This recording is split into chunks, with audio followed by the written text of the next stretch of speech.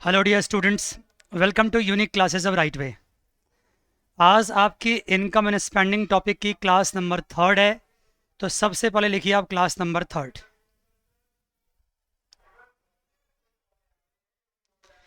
और जो पिछले क्लास में मैंने पढ़ाया था थोड़ा सा उसको रिवाइज करेंगे और उसके बाद आगे बढ़ेंगे आज के लिए। सबसे पहले आप लिखिए क्लास नंबर थर्ड।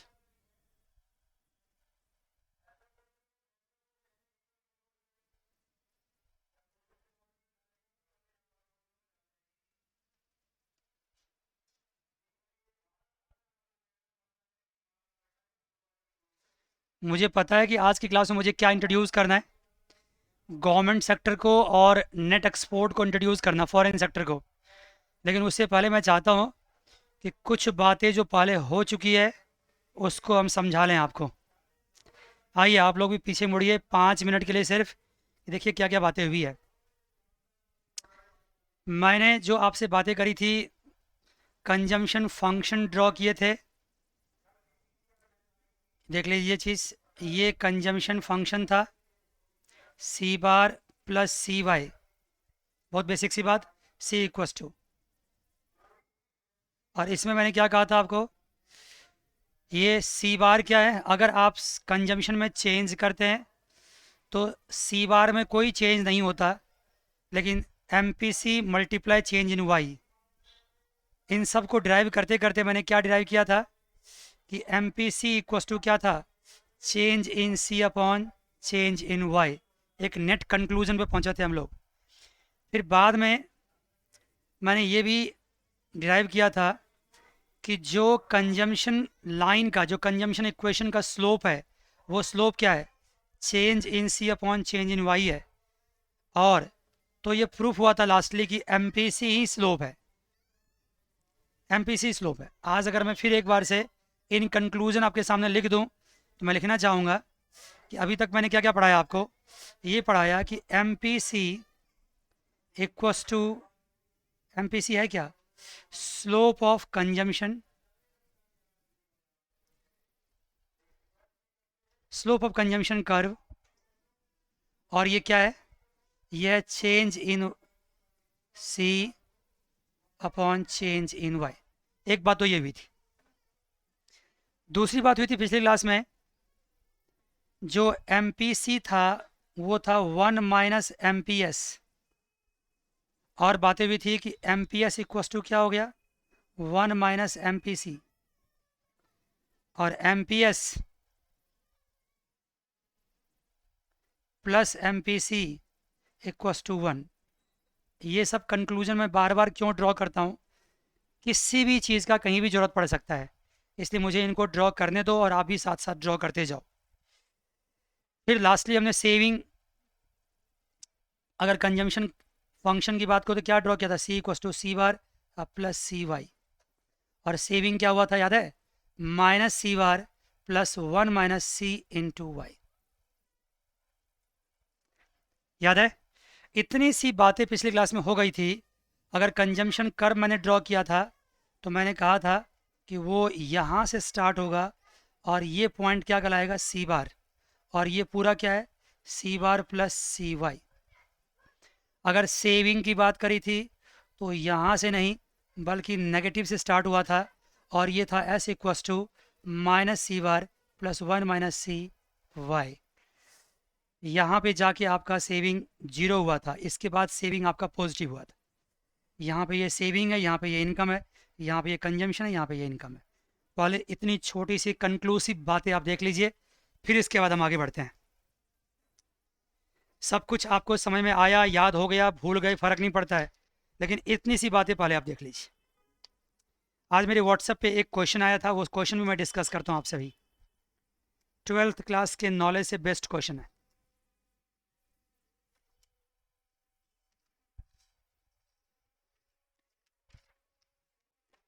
देख लिया आपने यहाँ तक, जल्दी बोलिए। यहाँ तक बातें हो गई बच्चे, कोई दिक्कत तो यहाँ तक नहीं है, बोलो ना। यहाँ तक कोई दिक्कत नहीं है।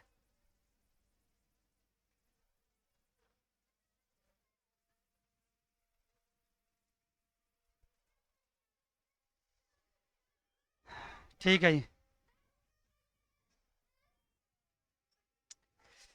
अब आइए मैं कहता हूँ आपको कि टू सेक्टर्स में हम इक्विलिब्रियम पॉइंट कैसे दिखा सकते हैं आपके साथ, आपके लिए कैसे डिराइव कर सकते हैं। देखिए, इक्विलिब्रियम पॉइंट, मुझे कोई जल्दीबाजी नहीं है इन टू सेक्टर्स।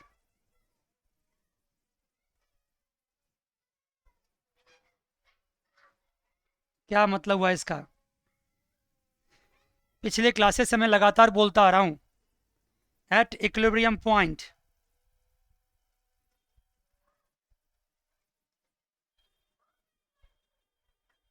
क्या होगा, बोलो। इक्विलिब्रियम पॉइंट पे क्या होगा? बोलिए, आपके साइड से आवाज़ कुछ भी नहीं आ रही, बोलो क्या होगा इक्विलिब्रियम पॉइंट पे। y equals to A D, यही होगा ना। एग्रीगेट डिमांड और इनकम इक्वल होंगे, y equals to A D.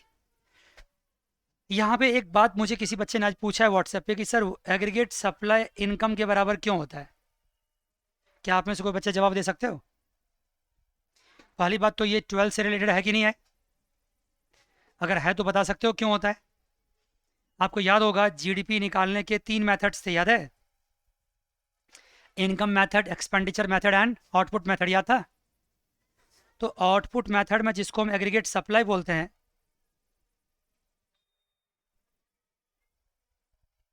Output method में जिसको हम एग्रीगेट सप्लाई बोलते हैं,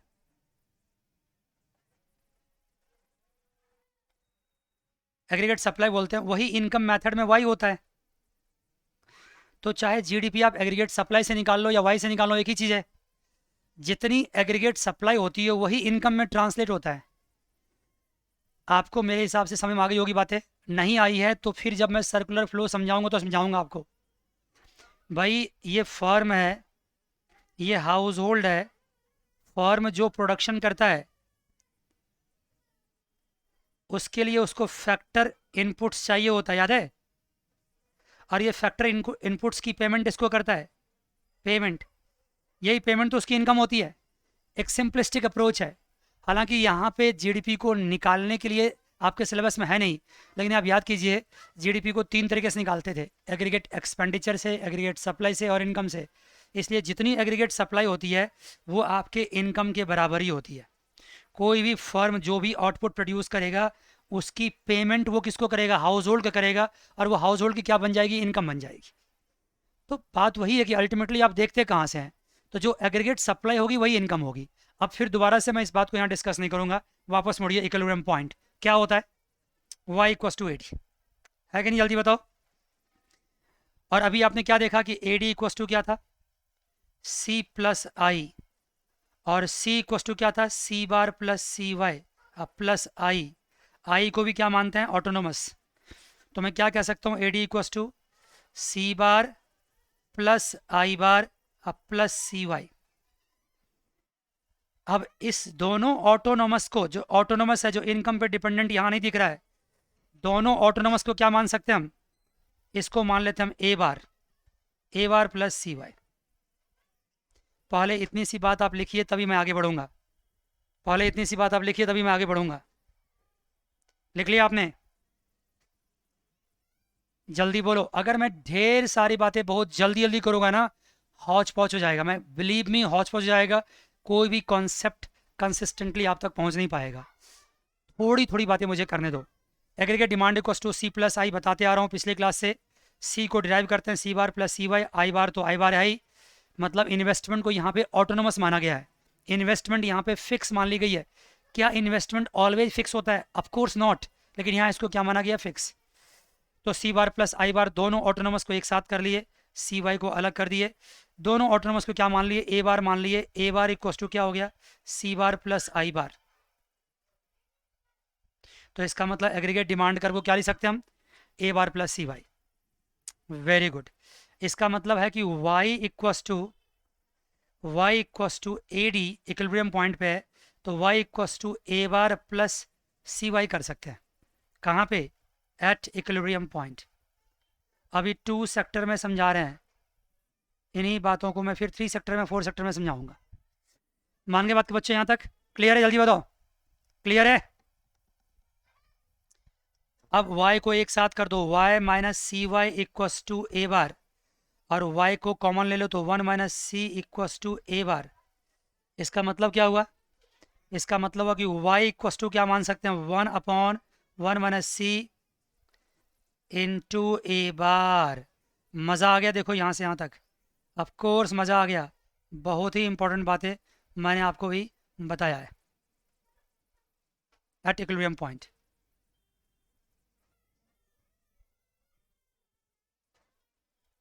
y equals to 1/1 minus C into A bar, ये हुआ इक्विलिब्रियम पॉइंट पे। क्लियर यहाँ तक बातें? जल्दी बोलिए। लिख लिया? न्यूमेरिकल करते वक्त कभी भी पूछूंगा तो आपको कहना पड़ेगा y equals to 1/1 minus C into A bar. अब अगर मैं इसको ग्राफिकली दिखाऊं तो मैंने अल्जेब्रिकली दिखा दिया। इसका अगर ग्राफिकल प्रेजेंटेशन करूं तो क्या होगा? अगर कोई बच्चा एडमिशन के लिए इंटरेस्टेड है तो करवाते जाइए, आपको स्टडी मटेरियल मिल जाएगा, आपको लॉगिन आईडी भी मिल जाएगा। आप अपने कॉलेज या अपनी रिक्वायरमेंट के हिसाब से कोर्स को आगे भी बढ़ा सकते हैं। कुछ और अगर पढ़ना चाहते हो तो लॉगिन आईडी में तो पूरा कोर्स कंप्लीट है, पूरा कोर्स कंप्लीट है, बेसिक्स भी कंप्लीट है, सब कुछ कंप्लीट है। अगर करना चाहें तो कर लीजिए एडमिशन्स। कोई फ़ी वी के बारे में पूछना हो तो मुझे व्हाट्सअप करके भी पूछ सकते हैं। Graphical presentation. दूसरी बात, क्या ग्राफिकल प्रेजेंटेशन? देखिए, मैंने ग्राफिकल प्रेजेंटेशन के लिए आपसे पूछता हूँ कि क्या मैंने कंजम्पशन फंक्शन को ग्राफिकली प्रेजेंट कर रखा है ना? बोलो, कर रखा है नहीं कर रखा है? यस सर, कर रखा है। कैसे कर रखा है? ये लाइन ड्रॉ किया हुआ है। क्या कहा था इसको? C equals to C bar plus C Y. मुझे बिल्कुल जल्दीबाजी नहीं है, मैं कर ही नहीं सकता जल्दीबाजी, मैं अफोर्ड ही नहीं कर सकता। मज़े मज़े से पढ़ेंगे, क्योंकि मुझे पता इतनी छोटी छोटी बातें जमा होती जाएगी ना 2 4 5 क्लासेस के बाद है कि आपको पता नहीं लगेगा कि क्या क्या पढ़ लिया, कुछ याद ही नहीं आ रहा है। इसे बड़े आराम से, अगर एक बातें कई बार रिपीट होता तो होने दो, कोई फ़र्क नहीं पड़ता है। मैं क्लासेस रेगुलर लगा भी क्यों रहा हूँ, इसलिए तो लगा रहा हूँ, कुछ नहीं फ़र्क पड़ता। C equals to C bar plus C Y. मान गए? जल्दी बोलो। और आपको कसम है, आप झूठ नहीं बोल सकते, ये कंजम्पशन लाइन कितनी बार ड्रॉ किया ग्राफिकली? अगर मैं पीछे पेज पलट लूँ तो 5 6 बार तो हो चुका है। कोई बात नहीं, प्रैक्टिस हो गई। अब अगर मैं कहूँ कि मैं यहाँ पे एडी कर्व ड्रॉ करना चाहता हूँ तो जानते हो एडी कर्व क्या होगा? ऐसे ही होगा, जस्ट यहाँ से यहाँ तक। ये एडी है, ये क्या होगा? ये होगा आपका A bar plus what? C Y. A bar plus C Y, A bar plus C Y. क्यों सर, दोनों पैरेलल क्यों लिखा आपने? दोनों पैरेलल क्यों है? एडी एंड सी पैरेलल क्यों है? ओह, क्यों पैरेलल है? Slope of, I am extremely sorry, slope of consumption क्या है? स्लोप ऑफ कंजम्पशन है एम पी सी, और वो क्या इसलिए? स्लोप ऑफ एग्रीगेट डिमांड क्या है? वो भी है एम पी सी, वो भी क्या है? सी। देखो ना, ये वाला पोर्शन स्लोप दिखा रहा है ना? ये जो ग्रीन से मैंने जिसको हाईलाइट किया वो वाला पोर्शन क्या दिखा रहा है? सी। ये स्लोप दिखा रहा है। और जब तक स्लोप सेम होगा तब तक दो लाइंस क्या होते हैं? पैरेलल होते हैं। as long as the slope of the two lines are similar, same, the line will be what? Parallel. Slope से तो चेंज होता है सब कुछ। अगर स्लोप सेम तो लाइन क्या होगी? पैरेलल होगी। Since slope is same, so C and AD is what? Is parallel. मैं शॉर्टकट में लिख रहा हूँ, समझिएगा। C and AD is parallel. C means C line, AD means AD line। दोनों क्या पैरेलल है? C and AD is parallel। कुछ पूछना है किसी को? पूछना चाहते हो कोई? दोनों पैरेलल क्यों है? क्योंकि दोनों का स्लोप सेम है। दोनों का स्लोप सेम, इसलिए दोनों पैरेलल है। मान गए? आपके घर की दो आमने सामने की दीवार बिल्कुल पैरेलल होती है। क्यों पैरेलल होती है? क्योंकि दोनों का स्लोप सेम होता है, 90 डिग्री होता है। नहीं होता है क्या? 90 डिग्री होता है, स्लोप 1 होता है उसका वहाँ पे, बिल्कुल वर्टिकल स्लोप 1 है। बाबा समझ गए बात? समझ गए नहीं समझ गए? आपके घर की दो आमने सामने की दीवार, ये दीवार और ये दीवार, स्लोप सेम है, पैरेलल है। क्यों? क्योंकि स्लोप सेम है। स्लोप सेम क्यों है? ये 90 है, 90 है, 10 90 क्या होता है? देख लो, स्लोप सेम है बिल्कुल। Right sir. आगे बढ़ें? आगे बढ़िए। मुझे लगता है कि आपके साइड से कोई जवाब नहीं आ रही, तो मैं आगे नहीं बढ़ूंगा। ये लाइन और ये लाइन, ये एग्रीगेट डिमांड लाइन, ये कंजम्पशन लाइन है, दोनों पैरेलल है। क्यों? क्योंकि दोनों की स्लोप सेम है। आपको हो यस तो मैं बढ़ूँ आगे। बोलो यस सर। अब एक बात है कि कुछ बच्चे गलती से क्या बोल रहे थे सर, कि दोनों में ऑटोनोमस है। ऑटोनोमस होने से कुछ नहीं होता है। और जैसे मान लो, अभी मैं कुछ देर में सिखाऊंगा, दोनों पैरेलल इसलिए कि दोनों की स्लोप सेम है। अब आपको एक चीज़ का जवाब मुझे देना पड़ेगा, ये यहाँ से यहाँ तक का डिस्टेंस क्या शो करता है? ये शो करता है सी बार। करता ही नहीं करता है? बोलो ना। और यहाँ से यहाँ तक का डिस्टेंस क्या शो करता है? I am extremely sorry, absolutely fantastic, I am sorry. ये शो करता है ए बार। ए बार मैंने आई एम सॉरी क्यों बोला था? क्योंकि ए बार इक्वल टू क्या होता है बताओ? सी बार प्लस आई बार, है ना? बताओ। और मैं एक छोटी सी लाइन और ड्रॉ करता हूँ, पूछता हूँ आपसे, बताओ ये क्या शो करता है? यहाँ से यहाँ तक ये बीच का डिस्टेंस जो है ये।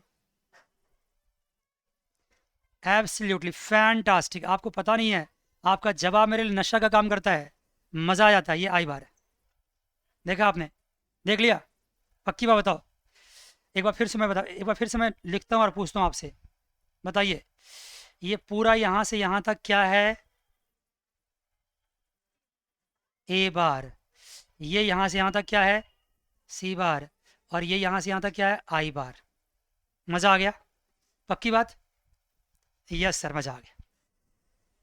इसका मतलब है कि ये एडी और कंजम्पशन लाइन के बीच का जो डिस्टेंस कहीं भी होगा तो वो क्या होगा बताओ?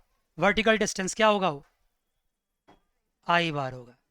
क्या सर ये बात जानना इतना जरूरी है कि इतने आराम से 10 मिनट से आप बोले जा रहे हो? ऑफ कोर्स मैं फालतू बात क्लास में करना पसंद ही नहीं करता हूँ। कभी कभार कुछ कुछ फालतू कर देता हूँ, अदरवाइज जनरली नहीं करता हूँ। ये आई बार है, इनके डिस्टेंस बीच में आई बार है। और जब दो लाइंस के बीच का डिस्टेंस हर जगह सेम हो तो वो लाइन क्या होते हैं? बताओ क्या होते हैं वो? पैरेलल, पैरेलल होते हैं। कितनी छोटी सी 10th क्लास की मैथमेटिक्स सिखा रहा हूँ आपको। आपने ड्रॉ कर लिया इन बातों को? आपने ड्रॉ कर लिया इन बातों को? यस सर, ड्रॉ कर लिया होगा, मुझे विश्वास है। ये मत मानना कि बहुत आसान है, हो जाएगा। ड्रॉ करते जाओ सब कुछ। आसान है तो आसान है, कोई बात नहीं। अगर इतना ही आसान होता तो फिर यूनिवर्सिटी की बुक में भी लिखा नहीं होता है जी, छोड़ देता कि आपने आप कर लो। Yes sir. अब ये देखो, मैंने ए डी एंड सी तो ड्रॉ कर लिया। क्या आपको इक्विलिब्रियम पॉइंट मिल गया? मिला क्या बताओ? नहीं मिला। ऑफ कोर्स नहीं मिला, क्योंकि इक्विलिब्रियम पॉइंट के लिए क्या होना चाहिए? y equals to A D होना चाहिए। ए डी लाइन तो ड्रॉ कर दिया, मुझे y लाइन भी तो ड्रॉ करना है। y इनकम की लाइन भी तो ड्रॉ करना है। एग्रीगेट सप्लाई की लाइन भी तो ड्रॉ करना है। चलो अब ड्रॉ करता हूँ। देखिए y ड्रॉ करता हूँ, एक ऐसी लाइन ड्रॉ करता हूँ, एक ऐसी वर्चुअल इमेजनरी लाइन ड्रॉ करता हूँ जिस लाइन पे हर जगह क्या है? हर जगह y equals to A D है। अब मैं आपसे पूछता हूँ, देखो आपका दिमाग चेक करता हूँ, पढ़ा होगा आपने पहले भी कभी। अगर मैं ऐसा लाइन ड्रॉ करना चाहता हूँ जहाँ y equals to A D हो, ये है ए डी और ये है y, तो मुझे बता सकते हो ऐसा कौन सा लाइन हो सकता है जहाँ पे y equals to A D हो? ऐसी लाइन जहाँ पे y equals to A D हो, मतलब अगर परपेंडिकुलर परपेंडिकुलर और बेस उस पॉइंट पे इक्वल हो, इसका मतलब क्या हुआ? इसका मतलब क्या हुआ? दोनों इक्वल, इसका मतलब क्या हुआ? आप जानते हैं टेन थीटा इक्वस टू क्या होता है? पी बाय बी होता है। देखो ना, 10th क्लास की मैथमेटिक्स है ना? बोलो ना, है ना 10th क्लास की? टेन थीटा इक्वस टू क्या होगा? P by B. अगर दोनों इक्वल तो क्या होगा? 1 होगा। और अगर theta tan theta equals to 1 है तो थीटा की वैल्यू क्या है? बोलो ना। 10, हाँ, I am extremely sorry, extremely sorry. Theta value क्या होगी? 45 डिग्री। 45 डिग्री। भूल गए क्या?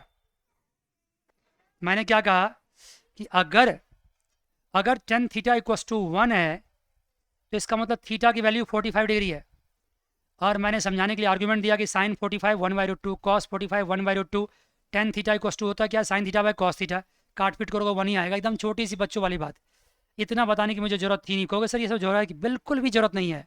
सिंपल इतना जान लो कि अगर अगर परपेंडिकुलर एंड बेस दोनों का डिस्टेंस सेम है, इसका मतलब एक लाइन होगी जो लाइन ऑरिजिन से जाएगा और वो इक्विडिस्टेंट होगा। कहाँ से? हाइट एंड बेस दोनों से। और ये तभी पॉसिबल है जब क्या हो, 45 डिग्री लाइन हो। अब बताइए, मैं लिखूँ यहाँ पे, आपसे पूछ कर लिखूँ, यहाँ कितना लिखूँगा, 45 डिग्री। और 45 डिग्री पे ये लाइन ड्रॉ करने का मतलब क्या हुआ? इसका मतलब है किसी भी पॉइंट पे इक्विडिस्टेंट है। इस पॉइंट पे अगर ये AD है और ये Y है, तो यहाँ पे क्या है, ये बताओ क्या है, Y इक्वस टू AD है। मानते हैं? हर पॉइंट पे क्या Y इक्वस टू AD है, हर पॉइंट पे क्या Y इक्वस टू AD है, हर पॉइंट पे Y इक्वस टू AD है। लेकिन क्या हर पॉइंट पे Y इक्वस टू AD हो सकता है? एक्चुअली में नहीं हो सकता, लेकिन मैंने एक लाइन ड्रॉ किया है जो दिखा रहा है कि हर पॉइंट पे Y इक्वस टू AD है। अब मैं आपको बताता हूँ, ये जान लीजिएगा। अब मैं क्या करता हूँ, मैं एग्रीगेट डिमांड कर्व को और इस लाइन को एक साथ लेके आता हूँ। देखिए यहाँ पे,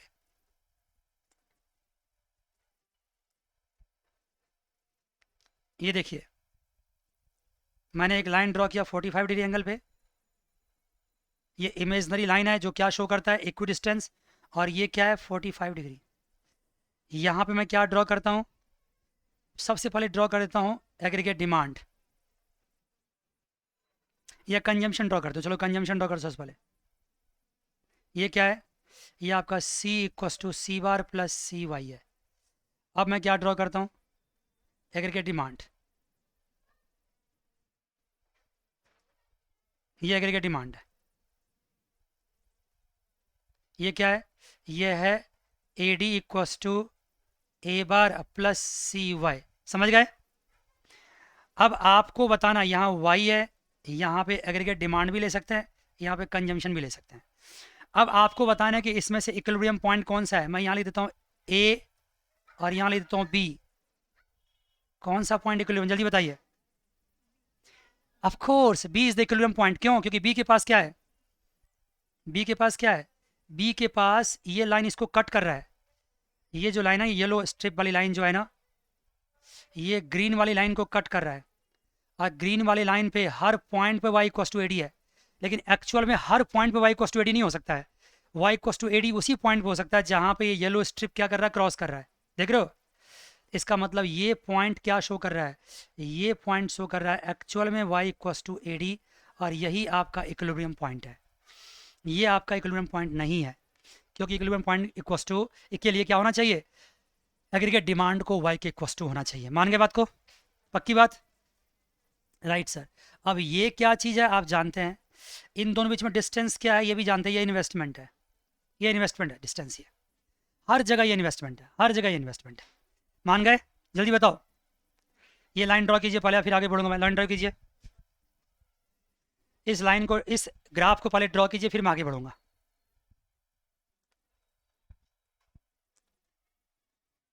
कर लिया ड्रॉ? जल्दी बोलो।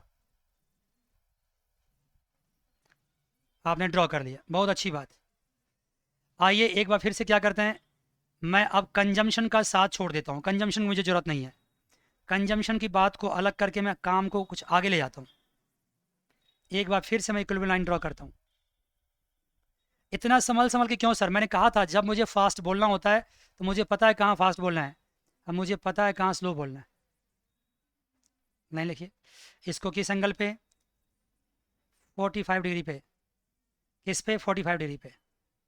आप लोगों को सबको पता है, जैसे ही मेरी क्लासेस ख़त्म होगी मैं दूसरा क्लास बनाऊंगा और आपको उसको ज्वाइन करना है, पता है ना? तुरंत ज्वाइन करना, बिना डिले किए ज्वाइन करना है 45 डिग्री पे। अब मैं क्या करता हूँ, एक लाइन और ड्रॉ करता हूँ जो क्या शो करता है, ये शो करता है एग्रीगेट डिमांड। क्या है यहाँ पे, AD equals to A bar plus CY। क्यों दोबारा क्यों बनाया सर? कुछ वजह है दोबारा बनाया, देखो। और ये लाइन क्या शो करता है, Y equals to AD। Imaginary line, एक ऐसी लाइन मैंने बनाई जो Y इक्वस टू AD है, 45 डिग्री लाइन भी इसको बोल सकते हैं आप। ये आपका इक्विलिब्रियम पॉइंट है। इस पॉइंट पे क्या है, इस पॉइंट पे Y इक्वस टू AD है। यस। कौन सा? ये लाइन, ये लाइन, ये नहीं, मैंने ऐसा, क्या कह रहे हो? दोनों पॉइंट पे y इक्वल टू 18 लिखा है। ये पॉइंट नहीं है, ये पूरी लाइन है। ये जो है ना, ये ग्रीन लाइन, ये ग्रीन लाइन में तो हर जगह y इक्वल टू 80 है। लेकिन इस सारे पॉइंट में से कौन सा point actually y equal to 80 होगा? वो पॉइंट ये होगा जहां पे ये इसको टच करेगा। बात समझ गए? जो ग्रीन लाइन है, ग्रीन पट्टी है, उस पर तो हर जगह y इक्वल टू 80 है। लेकिन सिंस हर पॉइंट पे y इक्वल टू 80 नहीं हो सकता है, कौन सी पॉइंट पे y इक्वल टू 80 होगा? जहां पे AD लाइन इस y लाइन को टच करेगा। मान गए बात को? कुछ कंफ्यूजन फिर से पूछो, मैं फिर से बताना चाहता हूँ, पूछो।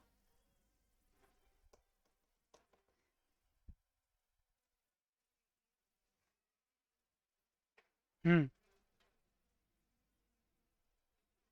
y इक्वस टू AD मैंने इसलिए ड्रॉ किया, ये 45 डिग्री एंगल पे ये मैंने लाइन, ग्रीन वाली लाइन ड्रॉ की है, सो दैट कि हजारों पॉइंट ऐसे हो सकते हैं जहां y equals to AD possible है, लेकिन उसमें से एक्चुअली कौन सी पॉइंट है जहां y इक्वस टू AD हो रहा है, मुझे ढूंढना नहीं है। बताओ जरा। मैंने ये ग्रीन लाइन जो ड्रॉ किया है, ये शो किया है कि इन्फिनाइट पॉइंट्स हैं जहां y इक्वस टू AD हो सकता है, पॉसिबिलिटी है, लेकिन उसमें से एक्चुअली कौन सी पॉइंट होगी जहां पे AD लाइन उसको कट करेगा। फिर से पूछता हूँ, बताओ y equals to AD line जो मैंने ड्रॉ किया 45 डिग्री एंगल पे, इसके पीछे का मेरा मकसद क्या है? इसके पीछे का मेरा मकसद है कि हजारों पॉइंट, मैक्सिमम इन्फिनाइट पॉइंट हो सकते हैं जहां income equals to aggregate demand हो सकता है, एक्चुअली हाई नहीं हो सकता है, लेकिन उसमें से कौन सा पॉइंट होगा जहां y equals to AD actually में होगा, वो पॉइंट ये है। सर्च करने के लिए कौन सा point y equals to AD है, सर्च करने के लिए मुझे ऐसा करना पड़ा है।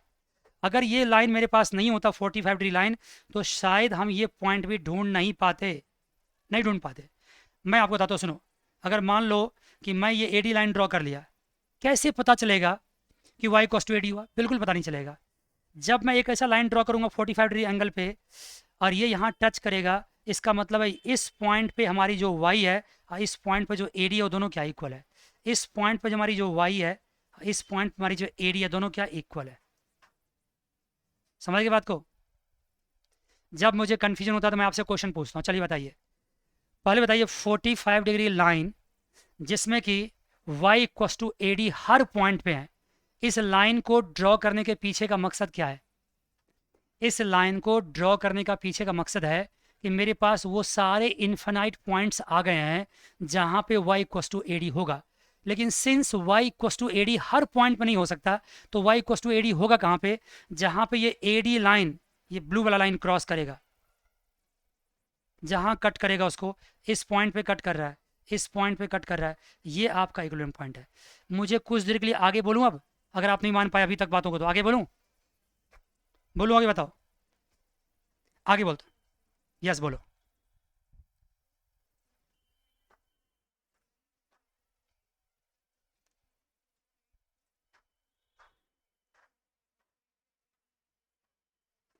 आप सुनो, अब बताता हूँ, एक चीज़ और मुझसे पूछो।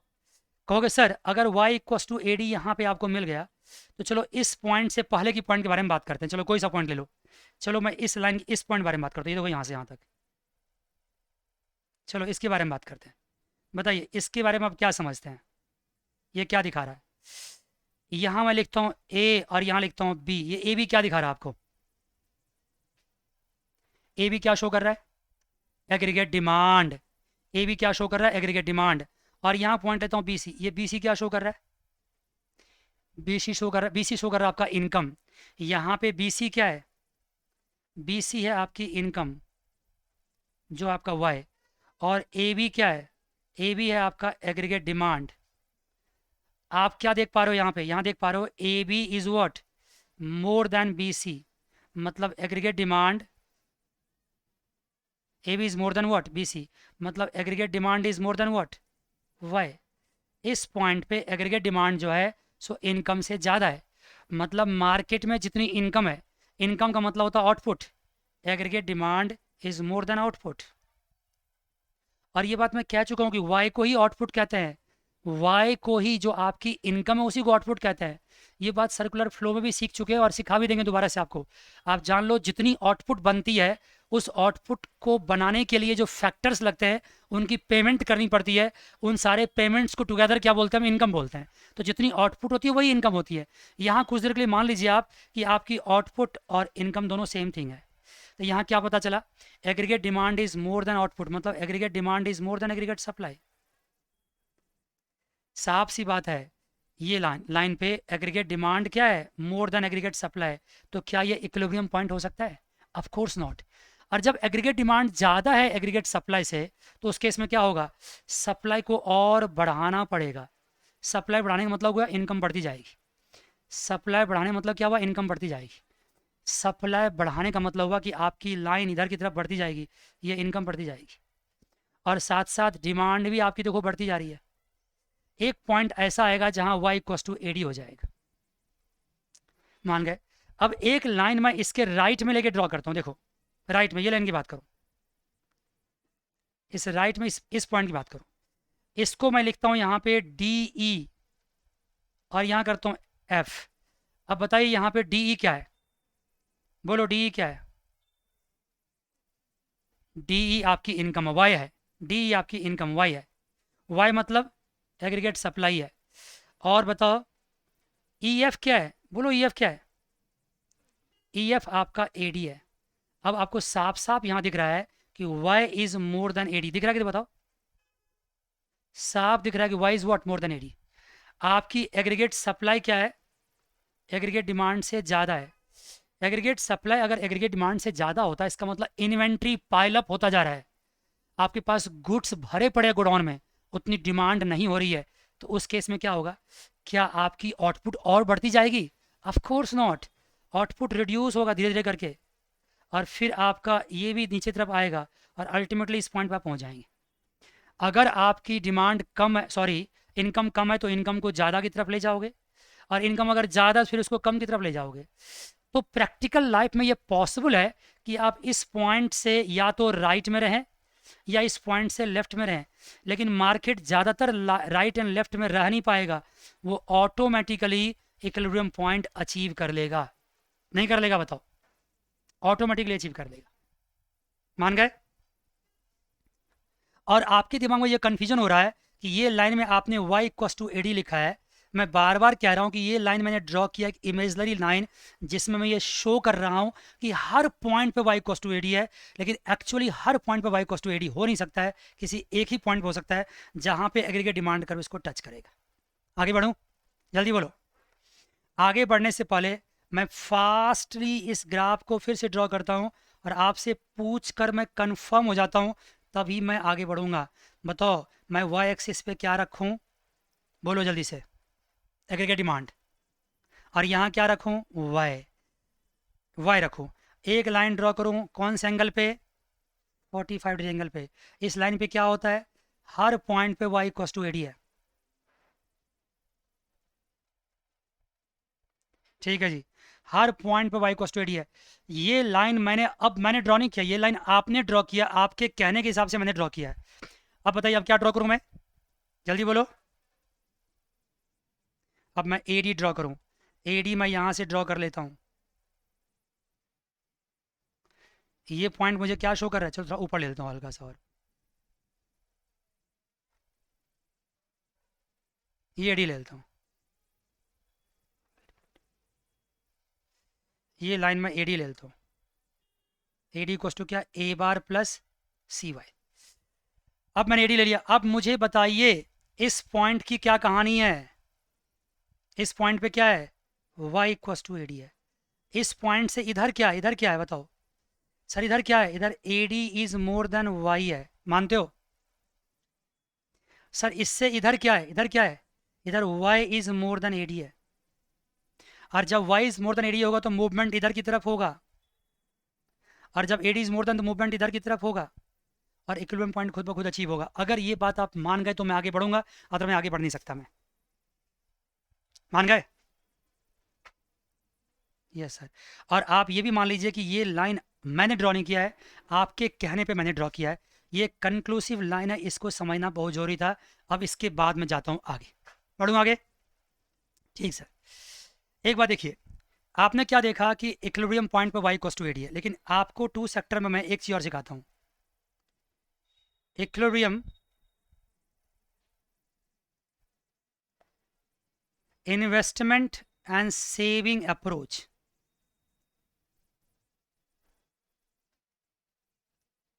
इसी इक्विलिब्रियम को इन्वेस्टमेंट एंड सेविंग अप्रोच से भी हम आपको डिराइव करना सिखा रहे हैं।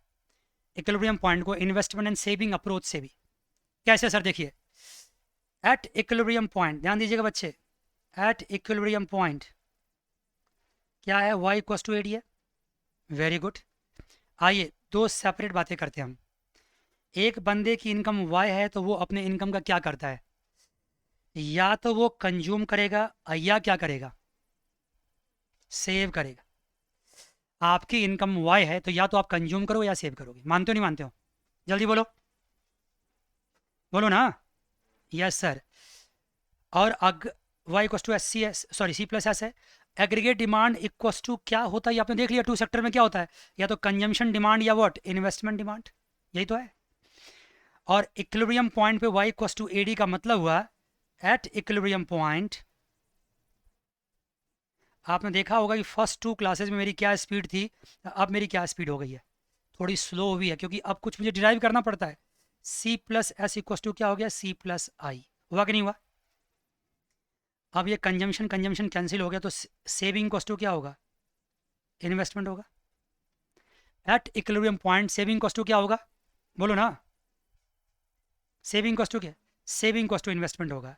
अगर saving equals to investment at equilibrium point है तो of course saving is not equals to investment at what? Disequilibrium point. नहीं, मतलब नॉट इक्विलिब्रियम पॉइंट। अगर S is not equals to investment, इसका मतलब इक्विलिब्रियम पॉइंट नहीं है, तो उस केस में क्या हो सकता है? S is more then I हो सकता है और S is less than I हो सकता है। नहीं हो सकता? बताओ जरा। S is more then I और S दिन लेस देन I हो सकता है। पक्की बात है? पहले यहाँ तक की बात आप लिख लीजिए, लिख लीजिए, फिर मैं आगे बढ़ूंगा।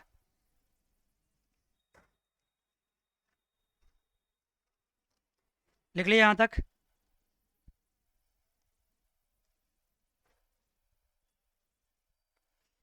अब इसको लिख लिया तो अब इसको ग्राफिकली देखिए। एक बार फिर से वो ग्राफ में ड्रॉ करता हूँ। देखिए, आपके हेल्प से ड्रॉ कर रहा हूँ, आप मुझे कहेंगे तभी मैं उस ग्राफ के साथ आगे बढ़ूंगा। क्या लाइन ड्रॉ करूँ बताओ? क्या लाइन ड्रॉ करूँ? 45 डिग्री। यहाँ पे y इक्वस टू क्या होगा? AD शो कर रहा है। और यहाँ मैं क्या लाइन ड्रॉ करूँ?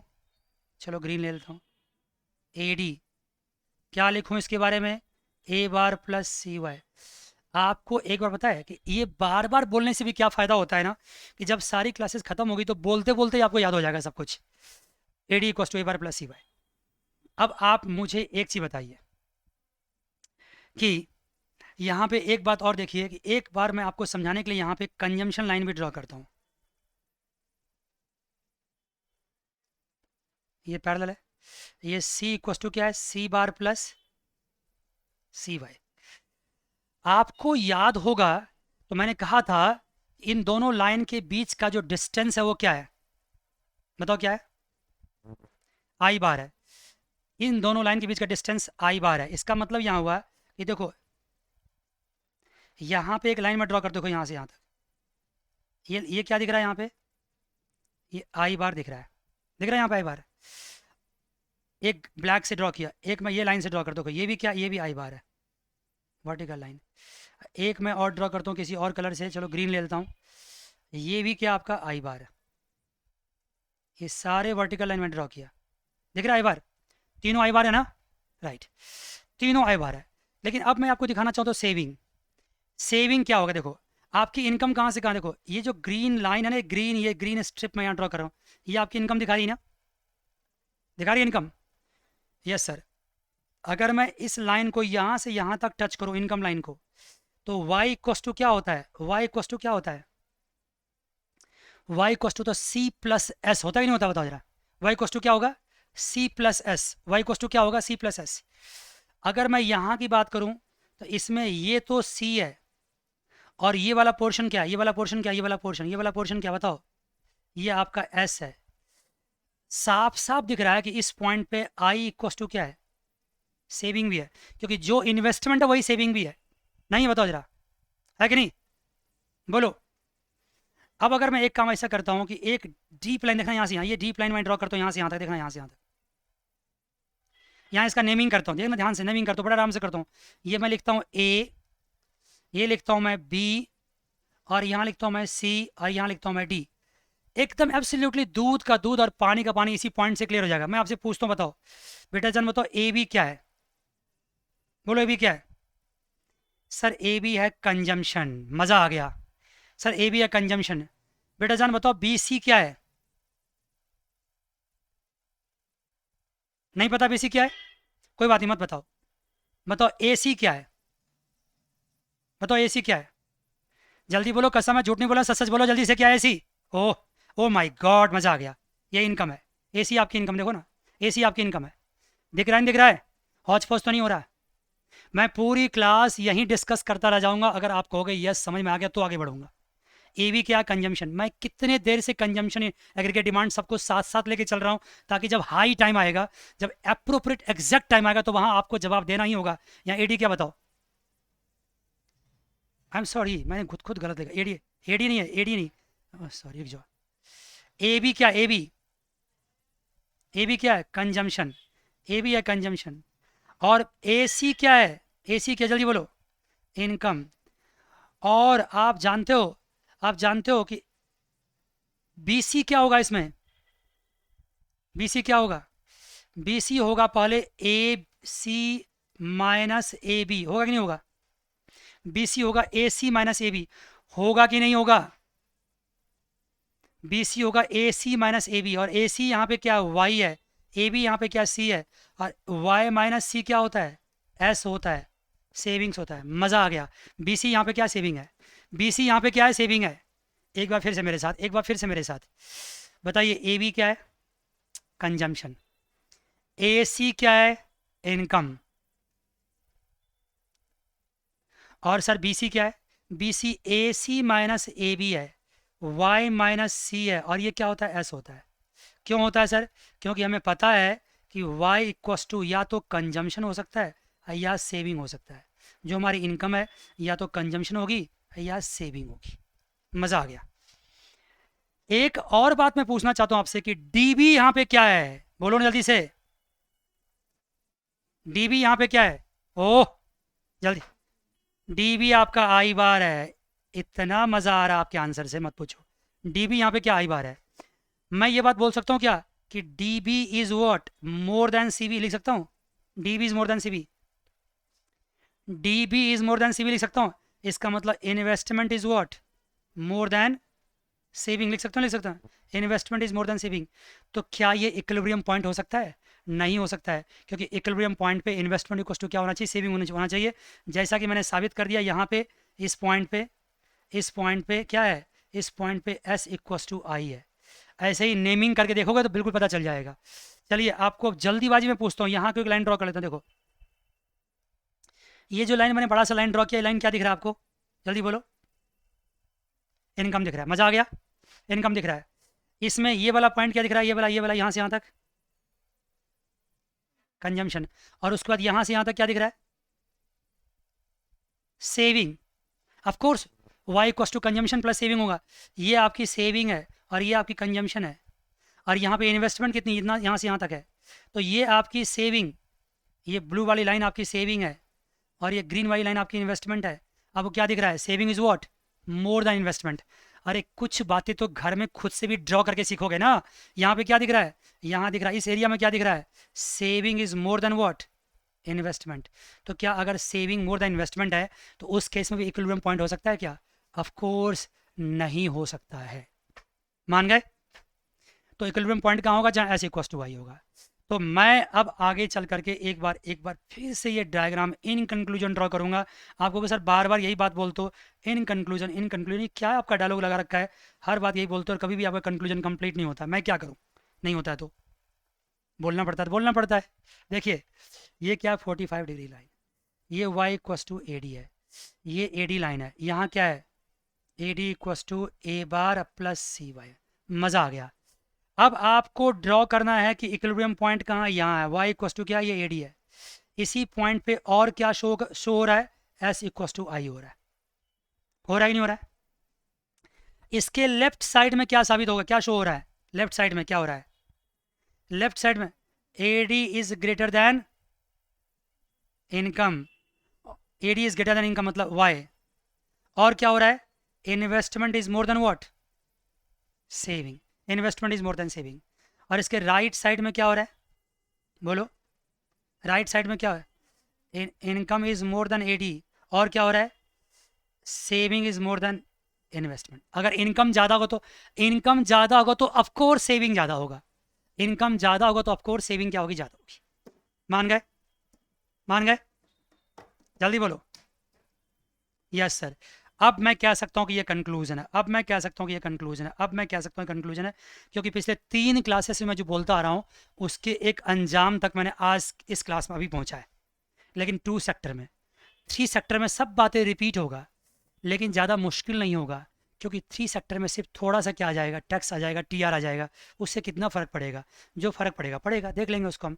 लेकिन अगर यहाँ कॉन्सेप्ट क्लियर हो गया तो वहाँ इतना ज़्यादा मुझे बोलना नहीं पड़ेगा, बहुत जल्दी जल्दी हम बोल के हम निकल जाएंगे। अब चलो, सेविंग इन्वेस्टमेंट के बारे में हमने तो बुकिश लैंग्वेज में बात कर ली, ये जब इक्वल होगा तो हमारी इक्विलिब्रियम पॉइंट होगी। लेकिन एक कॉमन सी लैंग्वेज में बात करते हैं। आपके पापा जो भी कमाते हैं इंडिविजुअल बेसिस पे, वाई उनकी है, वो क्या करते हैं, या तो कंज्यूम करते हैं या क्या करते हैं, सेव करते हैं, करते नहीं करते, बताओ जरा। मेरे फादर जो कमाते हैं या मैं जो कमाता हूँ, या तो कंज्यूम करता हूँ या सेव करता हूँ। ऐसे पूरे दुनिया भर में जितने भी लोगों की इनकम है, पूरे इंडिया में खासकर, वो सारी इनकम क्या होगी, टोटल इनकम होगी, या तो कंज्यूम हो रही है या सेव हो रही है। एक बिजनेसमैन, जो हम सेविंग करते हैं, ये सेविंग कहाँ रखते हैं हम, ये सेविंग हम रखते हैं बैंक्स में या कैपिटल मार्केट में, या कहाँ रखते हैं, कैपिटल मार्केट में। समझ रहे हो, कैपिटल मार्केट जानते हो क्या होता है, शेयर मार्केट या स्टॉक मार्केट्स या म्यूचुअल फंड मार्केट्स, वो सारे कैपिटल मार्केट्स। या तो अपनी सेविंग को हम बैंक्स में रखते हैं या वहाँ रखते हैं। तो जहाँ भी हम रखते हैं वहाँ से इस सेविंग को कौन उठा लेता है, बिजनेसमैन, मतलब क्या, फर्म। और जब फर्म वहाँ से ये पैसा उठाता है तो उसी को क्या बोलते हैं, इन्वेस्टमेंट बोलते हैं, उसी को क्या बोलते हैं, इन्वेस्टमेंट। कॉमन सी लैंग्वेज तो यही है कि हम लोग अपने पैसे को बैंक्स में या कैपिटल मार्केट में रखते हैं, और बिजनेसमैन वहाँ से पिकअप करता है और वहाँ से क्या कर लेता है, इन्वेस्टमेंट कर लेता है। तो होना क्या चाहिए कि जितना हम सेविंग कर रहे हैं उतना ही इन्वेस्टमेंट होनी चाहिए, तो ये इक्विलिब्रियम पॉइंट हो जाएगा। अगर इक्विलिब्रियम पॉइंट अचीव नहीं हो रहा है, इसका मतलब दोनों में मिसमैच नहीं कर रहा, दोनों में से कोई एक ज़्यादा हो रहा है। अब इससे ज़्यादा हम यहाँ पे नहीं बोल सकते। आप ये बताइए, आपको यहाँ तक की बातें क्लियर हो गई है, बिल्कुल आराम से। और जो आपने ये मुझे थोड़ा सा परेशान किया था, मुझे अच्छा लगा था वो परेशानी, कि सर ये y इक्वस टू AD क्यों लिखा आपने, अब तो इन बातों को समझ गए ना, पक्की बात। ये एक इमेजनरी लाइन है जहाँ y इक्वस टू AD है, हर पॉइंट पर y इक्वस टू AD है, लेकिन एक्चुअली हर पॉइंट पर y इक्वस टू AD होगा नहीं। मैं इस पॉइंट को ढूंढने के लिए ऐसा किया था कि भाई साहब कभी तो ये लाइन क्या करेगा, इसको कट करेगा, और जहाँ ये कट कर देगा वही क्या हो जाएगा, हमारा इक्विलिब्रियम पॉइंट मिल जाएगा। इसी नोट के साथ अब हम आपका टॉपिक चेंज करते हैं, और आइए टॉपिक पे आइए। अब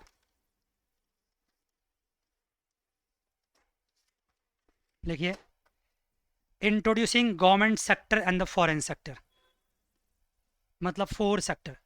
सारी कहानी हम बात करेंगे किसमें, अब 4 सेक्टर्स में। अब आप कहोगे सर एक बार 3 सेक्टर की बात कर लो फिर 4 सेक्टर के बारे में बात करना, कोई ज़रूरत नहीं है। 4 सेक्टर में एनेक्स है, और एनेक्स क्या है, ऑटोनोमस है, तो फ़र्क तो पड़ेगा ही नहीं कुछ। एनेक्स मतलब नेट एक्सपोर्ट, समझा चुका हूँ। 4 सेक्टर में एनेक्स है, नेट एक्सपोर्ट, जो एक्सपोर्ट माइनस इम्पोर्ट होता है उसको एनेक्स बोलते हैं, और ये ऑटोनोमस मान लिया है। और जब गवर्नमेंट आता है, गवर्नमेंट, तो गवर्नमेंट में क्या है, गवर्नमेंट एक्सपेंडिचर है, जिसको भी मैंने क्या मान लिया, ऑटोनोमस मान लिया। तो सर तो 3 सेक्टर से भी कोई फ़र्क नहीं पड़ेगा, ऑफ कोर्स फ़र्क नहीं पड़ना चाहिए। लेकिन फ़र्क क्यों पड़ रहा है, क्योंकि गवर्नमेंट के सेक्टर के आने से टैक्स भी आ जाता है और ट्रांसफर्स भी आ जाता है। बात समझ गए, सिर्फ एक्सपेंडिचर नहीं आता है, बल्कि टैक्स भी आता है और ट्रांसफर्स भी आता है। आइए एक बार फिर से बोलता हूँ। 4 सेक्टर का मतलब क्या हुआ, कि सर हाउस होल्ड हो गया, सर फार्म हो गए, सर गवर्नमेंट हो गए, सर नेट एक्सपोर्ट हो गया, जिसको फॉरेन फॉरेन सेक्टर बोलते हैं। तो हाउस होल्ड क्या करता है, कंजम्पशन, फर्म क्या करता है, इन्वेस्टमेंट, गवर्नमेंट क्या करती है, एक्सपेंडिचर, जिसको जी से डिनोट करते हैं, और ये क्या है, एनेक्स।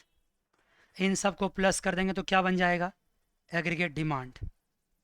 मान गए, इतना आसान है सर, ऑफ कोर्स इतना आसान है, ये बन जाएगा एग्रीगेट डिमांड। तो एग्रीगेट डिमांड सर यहाँ पे क्या है, एग्रीगेट डिमांड यहाँ पे C plus I bar. Sir I bar क्यों लिखा, ऑटोनोमस है, सर जी बार ऑटोनोमस है, एन एक्स बार ऑटोनोमस है, तो सर तो कोई फ़र्क पड़ने वाला ही नहीं है। ऑफ कोर्स नहीं पड़ने वाला है, सिर्फ फ़र्क इसलिए पड़ रहा है क्योंकि सी यहाँ पे ऑटोनोमस नहीं है। तो सर सी के बारे में तो सिखा रखा आपने, क्या सिखा रखा है? C is the function of income. मैंने कह रहा कि अब ये गलत है। क्यों? क्योंकि सी किसका फंक्शन होगा अब? बोलो ना। C is the function of, क्या बात है, मज़ा आ गया, disposable income, fantastic. C is the function of disposable income.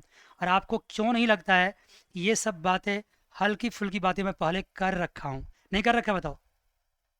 देखो ना, मेरे क्लासेस में क्या होता है कि जब भी आगे बढ़ोगे तो कुछ बातें पहले ही हो चुका होता है, कई राउंड में घुमाता हूँ बातों को, जिससे बातें अपने आप याद हो जाती है बच्चों को। C equals to F Y D, मैंने अभी बताया नहीं आपको, मैंने आपको रिपीट करवाया, पहले पिछले क्लास में ये बातें हो चुकी है। जब C is the function of Y D है तो मतलब वाई डी इक्वस टू क्या होता है भाई? वाई डी इक्वस टू क्या होता है? वाई होता है, और इसमें से माइनस क्या होता है? टैक्स होता है, और प्लस क्या होता है? टी आर होता है। टी आर होता है। टी आर मतलब क्या? ट्रांसफर्स। टी आर मतलब क्या? ट्रांसफर्स। यहाँ पे टैक्स देखो क्या होता है, देखो मैं सिंपल समझाता हूँ। देखो, टैक्स भी गवर्नमेंट दो तरह से चार्ज करती है। एक टैक्स चार्ज करती है फिक्स। तो जब टैक्स फिक्स होगा इसका मतलब टैक्स के ऊपर क्या लगा दोगे? टीए मान लो, उसके ऊपर ऑटोनोमस लगा दो। एक टैक्स होता है वेरिएबल। वेरिएबल मतलब क्या हुआ कि इनकम के ऊपर टैक्स होगा। इनकम के ऊपर टैक्स मतलब tax is what? Tax is the function of income.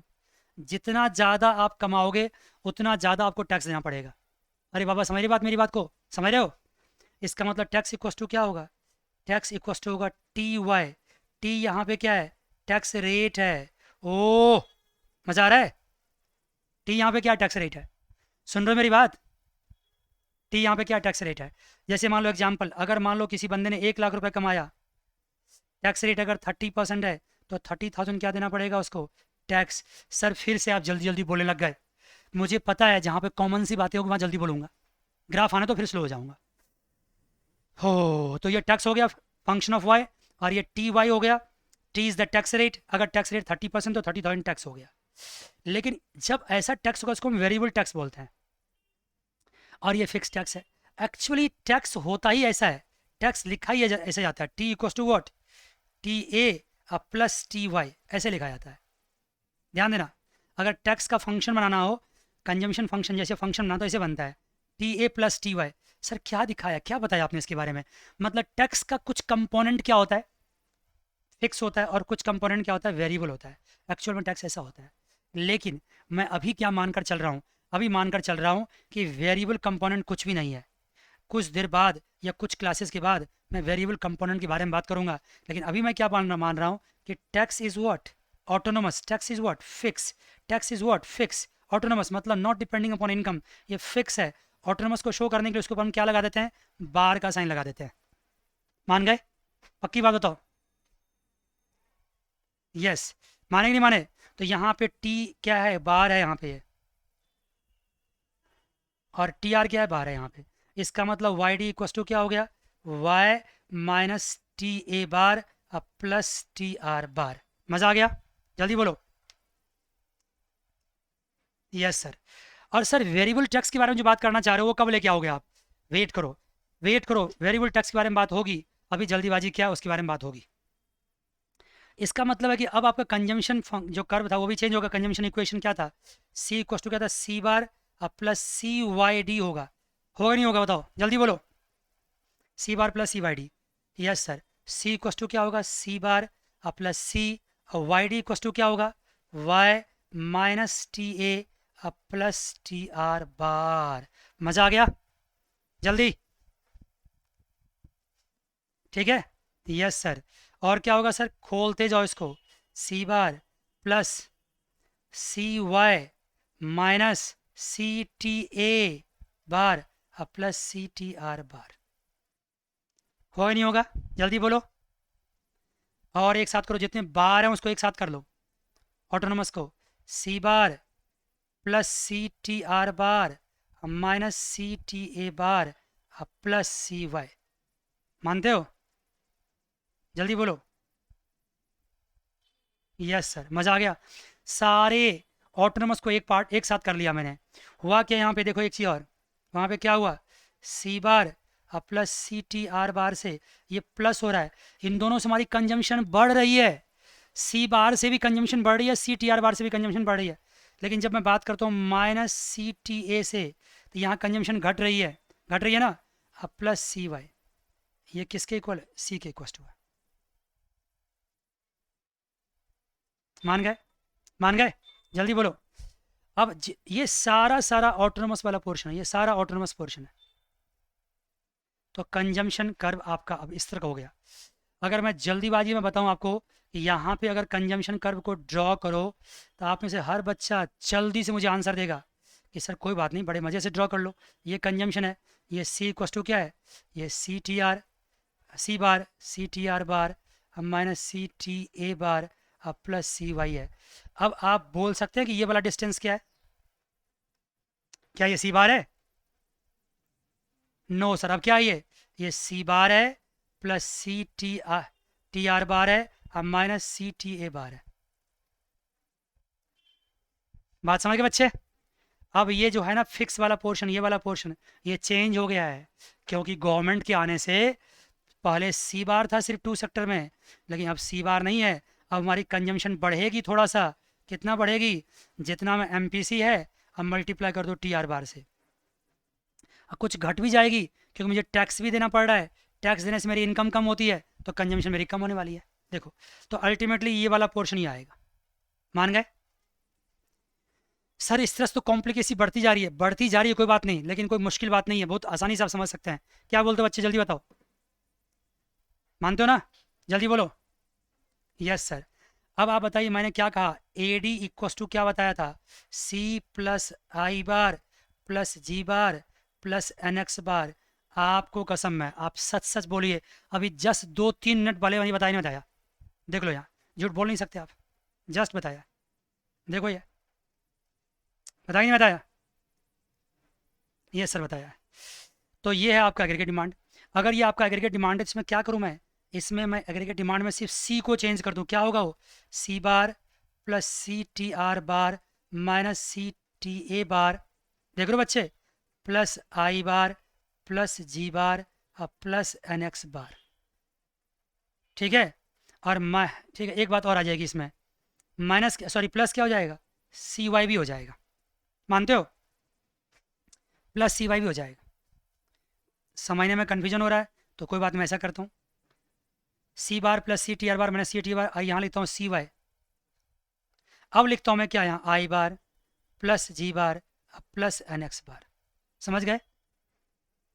मान लो, पक्की बात, बोलो ना। हाँ सर। अब मैं क्या करता हूँ, देखो, ऑटोनोमस वाला पोर्शन को एक साथ रखता हूँ, C bar plus C T R bar अब माइनस सी टी ए बार, इसको एक ब्रैकेट में रखता हूँ, और फिर plus I bar plus ji bar plus N X bar plus C Y. आप बता सकते हो कि मैंने इनको क्यों स्पेशल ट्रीटमेंट देके ब्रैकेट में रखा है? क्योंकि ये कंजम्पशन फंक्शन का ऑटोनोमस वाला पोर्शन है, ये है कि नहीं? देखो, है तो ऑटोनोमस ही, लेकिन कंजम्पशन पोर्शन का है। और ये ऑटोनोमस किसका है, फर्म वाला ऑटोनोमस है, इन्वेस्टमेंट, ये गवर्नमेंट एक्सपेंडिचर, ये एन एक्स। मान गए? ये हो गया आपका एडी। अब मैं एक बार फिर बताता हूँ, एडी क्वेश्चन जानते हो क्या लिख दूंगा, सीधा लिख दूंगा ए bar plus C Y, simple ए बार प्लस सी वाई। और यहाँ एक चीज लिख दूंगा कि ए बार का मतलब क्या है, सारे ऑटोनोमस एक साथ। और वो क्या क्या है बच्चों, याद रखो क्या क्या ऑटोनोमस। एक तो कंजम्पशन फंक्शन से ऑटोनोमस आया था, क्या आया था, सी बार आया था plus C T R bar आया था माइनस सी टी ए बार आया था, ब्रैकेट में लो, अब प्लस एक इन्वेस्टमेंट का बार आया था, गवर्नमेंट एक्सपेंडिचर बार आया था, एन एक्स फॉरेन सेक्टर का बार आया था। ये टोटल मिला के आपका ए बार हो गया, मानते हो? जल्दी बोलो। ये आपका ए बार हो गया। तो मैं सिंपल टर्म्स में ए डी को ये लिख सकता हूँ, ए बार प्लस सी वाई। अब अगर मैं कहूँगा एट इक्विलिब्रियम पॉइंट, आप बहुत जल्दी जल्दी समझा रहे हो सर, क्यों? क्योंकि मुझे पता है कि अब मुझे कोई भी नई बात नहीं समझानी है, उन्हीं बातों को 3 और 4 सेक्टर में समझानी है। तो नई बात क्या होने वाली है, at equilibrium point Y equals to क्या होता है, ए डी होता है, होता नहीं होता है? At equilibrium point Y equals to A D होता है। और वाई को वाई रहने दो, ए डी को क्या लिख दो, ए बार प्लस सी वाई लिख दो। अब वाई को एक साथ लेके आओ, Y minus C Y equals to A bar, Y common ले लो, 1 minus C equals to A बार।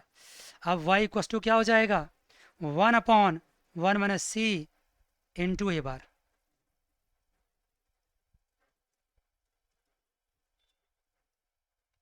मैं ये ब्लू लाइन से ड्रॉ कर रहा हूँ बॉक्स, मुझे पता है क्यों ड्रॉ करो, बताओ क्यों कर रहा हूँ। आप लोगों को याददाश्त चेक करता हूँ मैं, ये छोटी सी सिली क्वेश्चन पूछ के बताओ। ये ब्लू लाइन से ही मैं इसको क्यों बॉक्स में रख रहा हूँ, क्योंकि कंक्लूजन पॉइंट तो है ही है, लेकिन जब मैंने 2 सेक्टर में ये इक्विलिब्रियम निकाला था वहाँ भी ऐसे ही किया था मैंने। आपको मैं दिखा के छोड़ूंगा, ऐसे मानूंगा ही नहीं मैं। देखिए 2 सेक्टर में जब मैंने इक्विलिब्रियम निकाला था, डिस्क्राइब किया था, देख लो, मज़ा आ गया। देखो देख लिया, ये 2 सेक्टर का है, ये किसका है, ये 2 सेक्टर्स का है, एग्जैक्टली सेम है। तो फ़र्क किस बात का, सिर्फ फ़र्क है ए बार का। यहाँ ए बार क्या था, सी बार प्लस आई बार, समझ रहे हो? हाँ, और यहाँ पे ए बार की वैल्यू क्या हो गई है, चेंज हो गई है, चेंज हो गई है।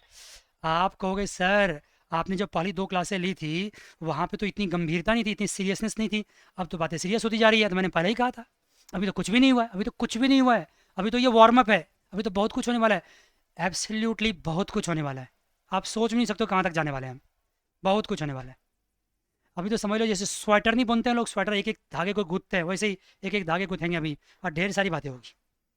ये आपका हुआ इक्विलिब्रियम पॉइंट, बस ए बार का अंतर है। 2 सेक्टर में ए बार था C bar and plus I बार, और 3 सेक्टर में ए बार क्या है। मैं आपको आज एक मौका देता हूँ, क्या मुझे आप खुश कर सकते हैं? जाते जाते मैंने इतना मेहनत किया ना, इतना चीखा चिल्लाया ना, तो एक बार मुझे खुश कर सकते हैं। कैसे खुश कर सकते हैं? मेरा खुश होने का एक ही तरीका है कि आप मुझे जवाब दे दो कि 4 सेक्टर में ए बार क्या है। बोलो क्या है, सी बार। बोलते जाओ, एक साथ बोल सकते हो, जो आपकी नॉइज़ होगी मुझे मज़ा आएगा। सी बार, सी बार प्लस, मैं सिर्फ नहीं नहीं, हाँ सिर्फ बिल्कुल सही बात, C bar plus M P C मतलब स्मॉल सी इंटू, बोलो, T R bar minus C T A bar. यही यही बोलना चाह रहे हैं ना। अब प्लस क्या होगा आई बार, प्लस क्या होगा जी बार, प्लस क्या होगा एन एक्स बार। मज़ा आ गया, मुझे पता है मैं आपकी आपकी आवाज़ समझ सकता हूँ, मुझे समझ आ गया समझ में कि आप जवाब दे रहे हो मुझे, मैं समझ सकता हूँ। जवाब दे रहे हो ना, पक्की बात। ये हो गया। अब एक मज़ेदार क्वेश्चन मैं पूछता हूँ आपसे कि सर मतलब आपसे पूछ रहा हूँ कि बच्चे, हर ऑटोनोमस के साथ कुछ भी लगा हुआ नहीं है, लेकिन 2 ऑटोनोमस यहाँ पे, एक टी आर है और एक टैक्स है, उसके पीछे क्या लगा हुआ है, एम पी सी लगा हुआ है। ऐसा क्यों है, आप सोच के रखिएगा। इनके पीछे एम पी सी क्यों लगा हुआ है जबकि और सबके पीछे एम पी सी नहीं लगा हुआ है, इनके पीछे एम पी सी क्यों लगा हुआ है? सोच के रखिएगा। अगली क्लास में मुझे याद रहा तो मैं ज़रूर जवाब दूंगा, अगर नहीं भी याद रहा, जवाब नहीं भी दिया तो कोई चिंता की बात नहीं है, आने वाले वक्त में इसका जवाब तो आपको मिलेगा ही मिलेगा। लेकिन फिर भी मैं कोशिश करूँगा कि आपको जवाब दूँ, क्योंकि ये ग्रीन स्ट्रिप जो है मुझे याद दिलाता रहेगा कि मुझे ये जवाब आपको देना है, बताना है कि किसी भी ऑटोनोमस के पीछे सी नहीं लगा हुआ है, एम पी सी नहीं लगा हुआ है, इसके पीछे एम पी सी क्यों लगा हुआ है। एक जीके का सवाल होगा, मैं पूछूंगा और मज़ा आ जाएगा आपको। ठीक है बच्चे, तो क्या मैं यहाँ पे इसी पॉइंट पे आगे कुछ ना बोलते हुए, हालांकि बोलने के लिए बहुत कुछ है, ग्राफ ड्रॉ करना है और बहुत कुछ सिखाना है, लेकिन ना बोलते हुए मैं क्लास को क्या आज यहीं पे ख़त्म कर दूं? क्यों किसी जगह तो क्लास को ख़त्म करना पड़ेगा ना, ख़त्म कर दूं क्लास को आज, क्या बोलते हैं आप? क्योंकि मैं अगर एक नया टॉपिक पिकअप कर लिया ना तो 10-15 मिनट चला जाएगा, उतना वक्त नहीं है।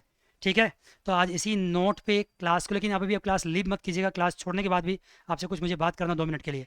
इसी नोट पे आज की क्लास को ख़त्म करते हैं, अगली क्लास में फिर मिलेंगे। God bless you all, take care, bye bye and see you.